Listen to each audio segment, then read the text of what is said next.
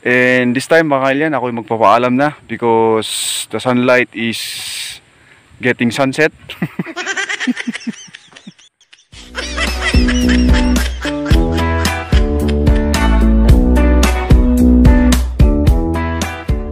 Dito po sa mga tanim ni Tatang na sitaw, ayan na po sila oh. Ayan, lalago na mga kailan. Ito yung ginawa namin ng trellis nung isang vlog natin. Ayan, medyo, may mga bunga-bunga na sila. Yan, so balik kararating ko po dito sa amin mga kailyan. Mga bandang alas 10 na ng umaga. Tapos kanina nung dumating ako, nalaman ko sa nanay ko na hindi nag-breakfast si Tatang. Kaya I brought some merienda for him. Ayan, meron tayong Pepsi tsaka ano, tawag namin dito dila-dila. Ayan. Ano siya, kaning malagkit na nilagyan ng nyog tsaka asukal. Ayan. Andun siya sa banda dun. Ano, yung naka-blue. Then hatid lang natin tong merienda niya kasi hindi siya nag-breakfast eh. Ayan, ito po yung ano, mga kailyan, yung dating sitawan ni Tatang. Ayan. So yung mga dating tanim niya, narasaak na.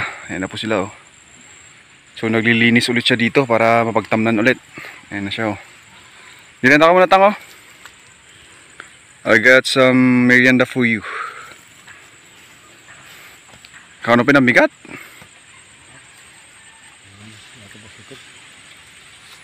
Dila-dila kayo mo?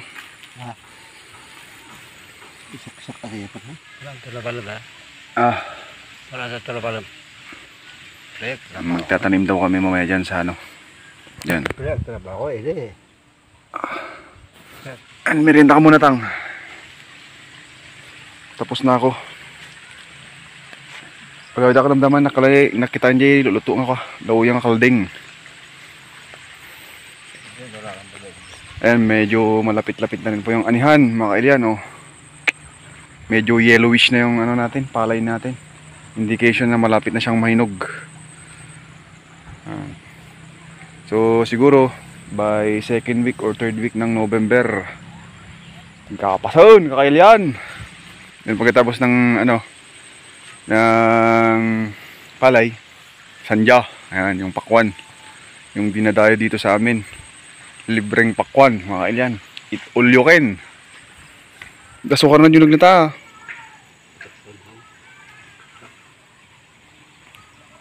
Alam dyan sukar na rin Gini. Dila-dila. Dasukar na ta. Dito ni nakasupot. Yun yung ano niya, pampalasa niya. Sukal. Yan. Ayan, so maiwan ko muna si Tatang dito sa bukid mga kailan kasi ano, may niluluto ako. Ginawan ko ng separate video para may ma-upload po ako sa mga next days. Ang nangyari po kasi, minsan lang po ako makauwi dito sa amin. Every Sunday lang, yun po yung day off natin. Yun naman po yung time na makakapag-vlog ako. And minsan, tao lang naman po tayo. Napapagod din.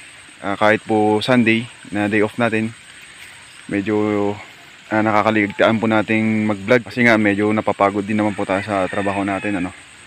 And one thing more, medyo nadidismaya po ako sa nangyayari sa aking YouTube channel, My Dear Countrymen. Abay, almost 16 months na ako nagbe-vlog pero hindi pa ako namomonetize. Instead na madagdagan po yung oras ko nababawasan. Hindi ko po alam kung anong rason pero wala akong magagawa. I need to comply. And enjoy lang po natin tong vlog natin kasi alam ko balang araw magbubunga din to mga kailyan. Let's keep on fighting. Ayan.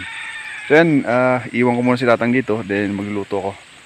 Magluluto ko ng nilauyang kambing. Ayan. So resume po tayo mamayang hapon dito sa bukid. Tatanim kami and then yung mga ibang gawain dito. So stay tuned my dear countrymen. Yun, welcome back my dear countrymen. Ayan, ito na tayo ulit sa bukid oh. Ay goodness. So bala yung gagawin po natin ngayon dito, isa-side dress natin sila para ano, mas madali silang mamulaklak at mamunga. Ayan, medyo mahaba-haba po tong sitawan ni Tatang mga kailan hanggang dun. Ayan, dun sa may kubo. Mga around 30 meters to na puro sitaw. Ayan, meron din tayo sa banda dito. Ayan, bala yung nangyayari po dyan, pambenta nila. Pag namunga, binibenta nila dito sa amin para may mapagkunan naman po sila ng ano, pangangailangan nila ni nanang ko. Ayan. And since nakauwi naman ako, ako naman po itutulong sa kanila, ano mga kailyan. Ako na lang yung gagawa dito. Para kahit paano may contribute naman ako dito sa mga gulayan ni Tatang. Ayan, so bali ibang paraan po ng pagsaside dress yung gagawin natin. Yung pong ina-apply namin sa mga pananim namin pakwan. Yung pagdi-dissolve ng fertilizer dun sa tubig, then yun yung pandidilig natin. So bali double purpose po kasi yun. Nakapag-side dress na tayo, and then at the same time nakapag-dilig na rin tayo. So yun po yung i-apply natin ngayon. Nagtatapos ha. Ito ba din ako?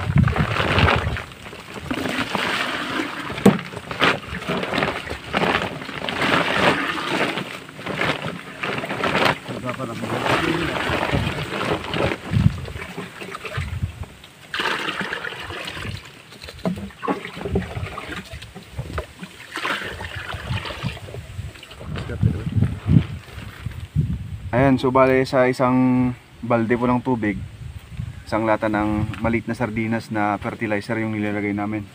Pero nilagyan na ni Tatang kanina to, mga yan. So bale ganun po yung procedure. Kailangan lang natin tong kanawin. I-dissolve natin siya dito sa tubig.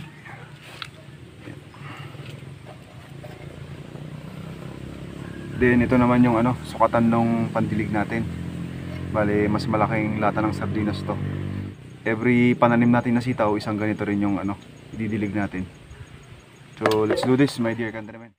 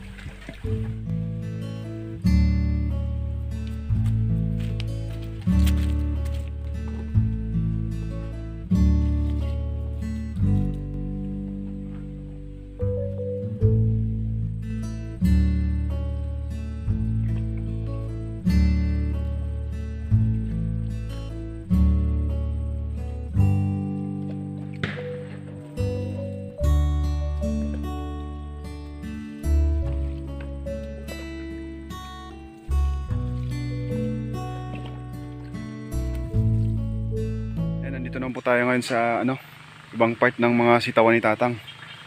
So bale mas maliliit po to mga kailyan. Ayan, bagong tanim lang. So sa pagsaside dress po, the same process din mga kailyan. Ganun din yung ginagawa natin, yung dissolving. Kaso nga lang, medyo mas maingat po tayo dito kasi kailangan hindi natin mabuhusan ng fertilizer tong mga dahon kasi masusunog yan. Medyo mainit po kasi yung fertilizer mga kailyan. Yun lang po yung konting pagkakaiba. Kailangan lang po nating ingatan yung pagsaside dress natin. Since mas maliliit po itong mga pananim natin na isa-side dress natin ngayon, kailangan ingatan lang po natin yung pagbuhos natin ng tubig. Ayan. Kasi may halo tong fertilizer.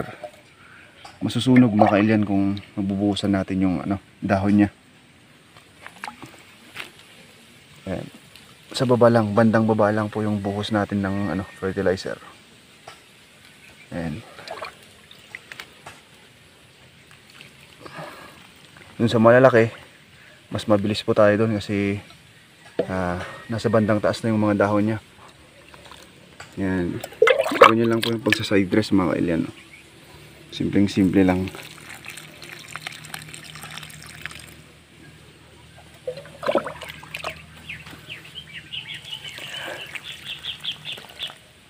So another destination mga kailyan.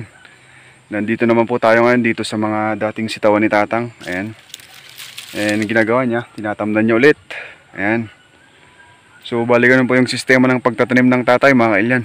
So kanina dun sa unang sinidress natin, dun sa banda dun, yung malapit ng maani na mga sitaw natin. Then dun sa bandang baba, yung mga mas maliliit mga kailyan. And then to, bagong tanim lang. Katatanim lang, ngayon lang po yan mga kailyan. So ang gagawin ko dyan, didiligan ko ulit. Ayan.